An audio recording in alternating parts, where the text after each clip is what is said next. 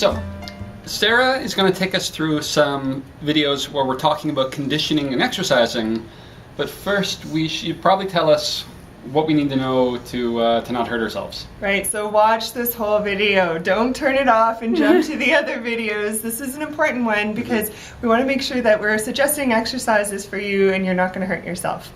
So before you start your exercise program, there's some guiding principles. So the first thing you need to know is what you're supposed to feel and where you're supposed to feel it.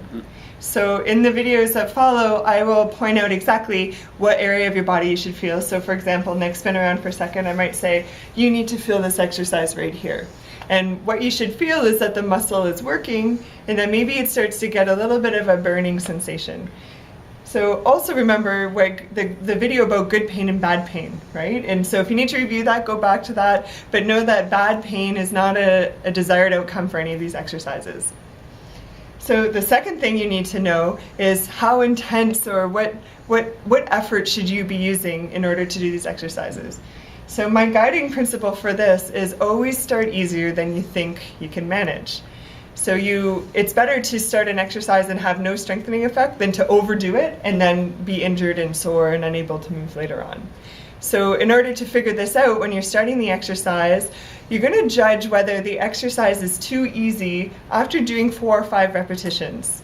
So don't wait after 2 reps and go, this is too easy, I'm going to make it hard, because the exercise is going to get harder as you go along and go along and along. So 4 or 5 reps, and if it still feels like there's no way that it's going to start to make you tired, then maybe it is actually too easy and you can increase your intensity.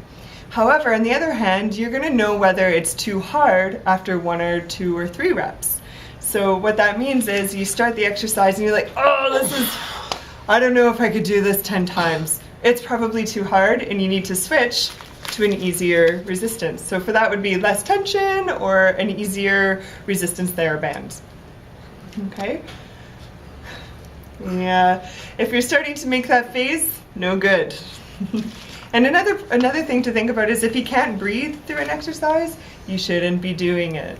So if you're holding your breath and you're really straining and you're making that sound that you might know from the gym,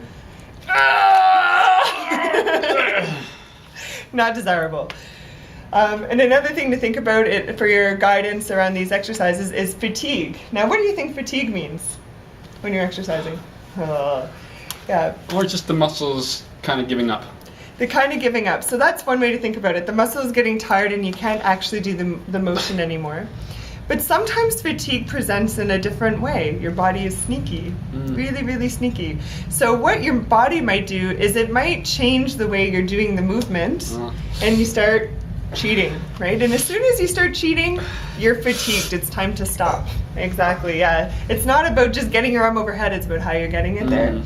And another thing that might happen is your movement might get glitchy. You might find that it's shaky or you don't have good control over it. That's a sign that your nervous system has started to fatigue, and it might actually happen before you feel the muscle has fatigued. But it is a type of fatigue that you need to pay attention to, and that's a good time to stop. Good. And another thing to think about is the schedule that you're going to keep with your exercise program.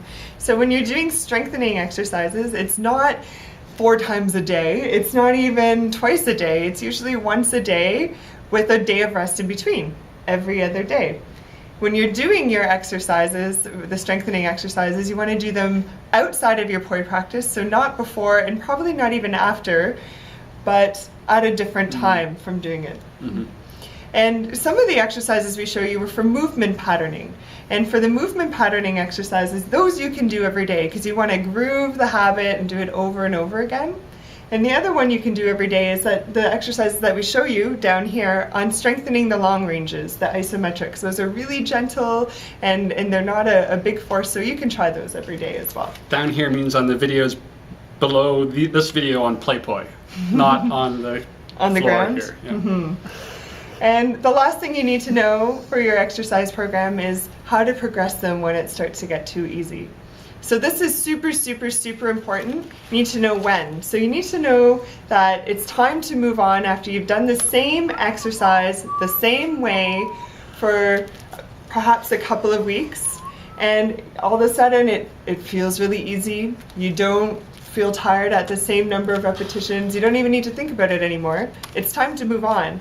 So what you can do when you get to that point is you can increase the number of times that you do it. Mm-hmm. So instead of 8 times, now we're doing 9 or 10 times. So when you do the increase, it's by this much. You're not going to go from 8 to 20. You're going to go 8 to 9 or 10 to, and then do that for a while, and then to 11 or 12, and slowly increase how many you're doing. You can also increase how long you're holding it. So for the isometric work that we're going to show you later, where let's say we're holding one position, instead of holding for 2 or 3 seconds, you can hold for 3 or 4 or 5 seconds and release. Mm-hmm. And the third way that you can increase how much stimulus you have there is by changing the resistance band. So we have a blue one here. Nick is going to run and get the red and the green ones. And the color tells you how strong it is. Red is the easiest, super bendy. Green is number 2, medium bendy. Blue is the hardest one. And that's the one that you would work on after you've gone through all 3. So good luck, keep those guiding principles in mind, and if you have any questions that you don't understand this, you should consult either your kinesiologist or a physiotherapist or another movement specialist, and they can help you guide through your exercise program in a really safe way. Wait, which floor? Let's go ground.